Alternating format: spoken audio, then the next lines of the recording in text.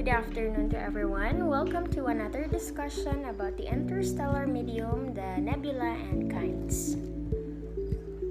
In astronomy, the interstellar medium, or the ISM, is the matter and radiation that exists in the space between the star systems in a galaxy. This matter includes gas in ionic, atomic, and molecular form, as well as dust and cosmic rays.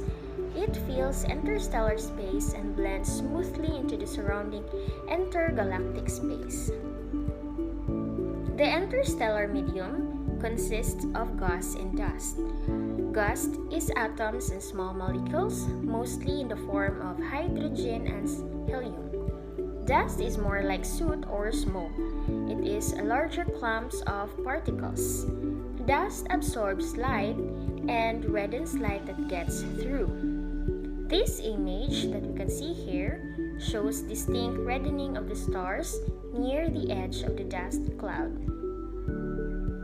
The ISM plays a crucial role in astrophysics precisely because of its intermediate role between stellar and galactic scales.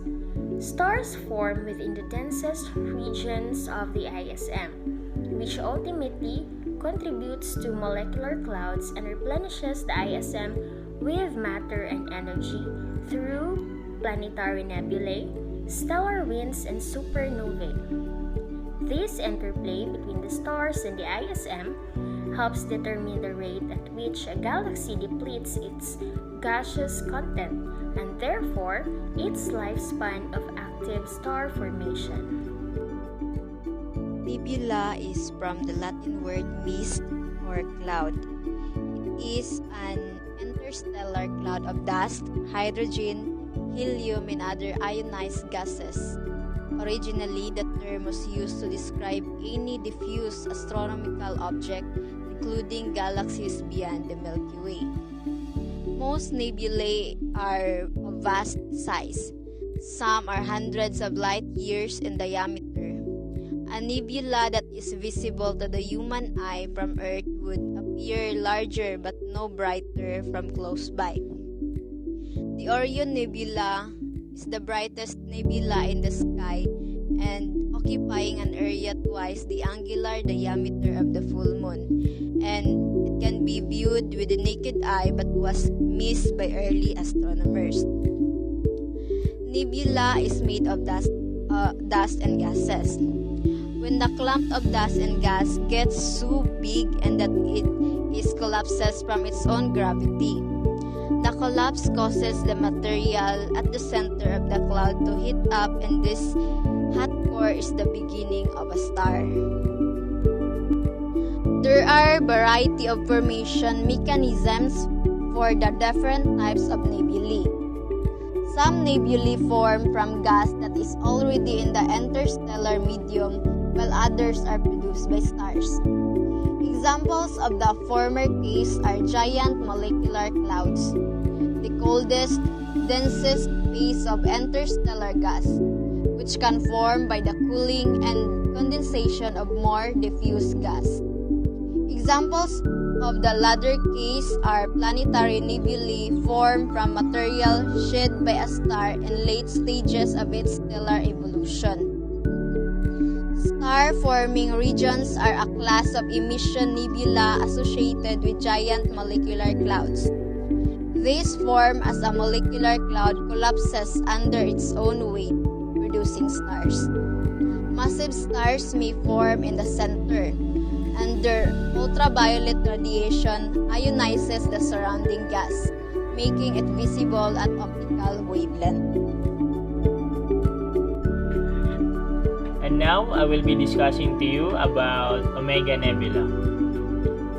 Omega Nebula is between 5,000 to 6,000 light years from Earth, and it spans some 15 light years in diameter. The cloud of interstellar matter of which the nebula is part is roughly 40 light years in diameter and has a mass of 30,000 solar masses. So the total mass of the Omega Nebula is an estimated 800 solar masses. So this Omega Nebula is considered as one of the brightest and most massive star-forming regions in our galaxy. Its local geometry is similar to Orion Nebula, except that it is viewed edge-on rather than face-on. So the open cluster NGC 6618 lies embedded on nebulosity that causes the gases of the nebula to shine due to radiation from these hot young stars. However, the actual number of stars in the nebula is much higher, up to 800. 100 of spectral type is earlier than B9 and 9 spectral type O. Plus over 1,000 stars in formation on its outer region. It is one of the youngest cluster known, with an age of just 1 million years. Another type of nebula is the Cat's Eye Nebula. It is a planetary nebula in northern constellation of Draco, discovered by William Herschel on February 15, 1786. It was formed around 1,000 years ago when a hot, bright central star expelled its outer envelope. It is also known as the Sunflower Nebula or the Snail Nebula. Its appearance looks like a diffuse blue-green disk crossed by an S-shaped brown curve with a circular structure at the inner region.